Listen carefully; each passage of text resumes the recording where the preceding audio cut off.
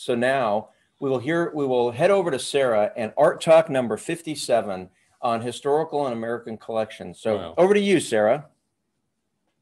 Good morning, everyone. Morning. So, let me just share my screen. See, I'm actually, we were kind of, although this is an American theme, I'm actually on the correct side of the road if we were in Britain. So we'll let Dick drive on the American side. Right. So yes, today we are celebrating Independence Day and this weekend with some varied patriotic art from our country's history. Some pieces will be modern and unconventional, some will be traditional, and some we've even seen before. So Jacques and Dick were kind of mentioning this. We listened to Jimi Hendrix' Star Spangled Banner. This is the poster from his performance at Woodstock in the summer of 1969. And what I didn't realize was that by the time Jimi Hendrix took the stage at Woodstock around 9 a.m. on Monday, August 18th, 1969, many of the festival goers had already left. Those that stayed were witness to one of the most iconic performances at the Music and Arts Festival, his Star Spangled Banner. One journalist, Bernard Collier, said, quote, "Suddenly into my head stabbed this sound. It sounded exactly like rockets, missiles, and bombs bursting in air. I'd never heard anything like that in my life." And I think we can all attest to that since we just listened to a piece of it. Woodstock was in the midst of the Vietnam War, which sparked protests and a reimagining of patriotism and what it meant to be an American. As well, the violence of the war led to the free love movement and pacifism as a response. And Woodstock promised a weekend of peace and love, and that's exactly how Hendrix saw his performance. He wasn't playing it out of protest or for some underlying message. He said, quote, "All I did was play it. I'm American, so I played it. I used to sing it in school. They made me sing it in school, so it was a flashback, you know?" And as we can see, the poster is a more psychedelic take on the American flag in the background and reflects the style of rock and roll in the 1960s and 70s. Again, we can see another kind of alternative representation to the American flag with John Farnan's fire hydrant. This is a photograph that was taken in 2013 by John Farnan, who is a Scottish photographer that focuses both on traditional landscape photography and street photography. So he did a series of photos in New York, some in black and white, some in color. But what's unique about this photo is that it's one of the few of this series that are in both. And that really highlights the pattern of the fire hydrant. And the sentiment is up for interpretation, but I'd like to think it's a tribute to American firefighters. So these are two pieces by Peter Max, who was born in Berlin, but considered himself a tried and true New Yorker, settling in Brooklyn with his family. He was in New York on September 11th, 2001, and like so many others, was affected by the events that day forever. He immediately made a series of mixed media works that went to benefit the Twin Towers and Survivors Relief Project. So on the left, it's the piece is called God Bless America with 5 Liberties and has a lot of elements of pop art and kind of inspired by Warhol. And on the right is United We Stand with the Statue of Liberty in front of the stars and stripes of the flag. Jasper Johns is an American painter, sculptor, and printmaker whose work is associated with abstract expressionism, neo-dada, and pop art. So this piece was done by him in 1954 and became one of his signature pieces.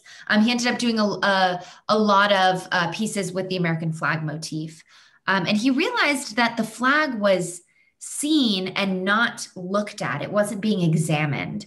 So this painting draws attention to the process of its making through Johns's use of encaustic, which is a mixture of pigment suspended in a warm wax that kind of congeals as each stroke is applied, making it almost a sculptural surface.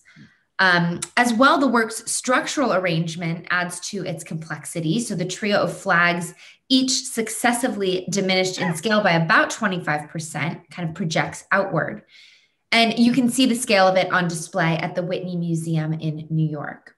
And for Johns, this piece is less about the symbol of the flag and more looking at it geometrically as a pattern or design, which I think is really unique.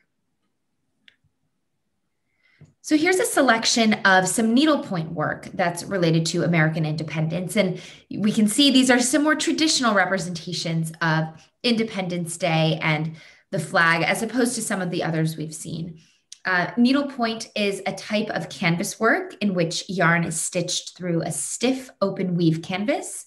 And traditionally, needlepoint designs completely cover the canvas. And needlepoint is actually the oldest form of canvas work. So if you remember back to the inauguration, when we talked about art in the White House, we looked at a painting by Childe Hassam, who was an American Impressionist painter in the late 19th, early 20th century. And Hassam's images of New York were inspired by the urban life outside his studio on Lower Fifth Avenue, which was the city's cultural and commercial artery and was also the main parade route for the nation. So Hassam had kind of a window into the country's increasing involvement in World War I.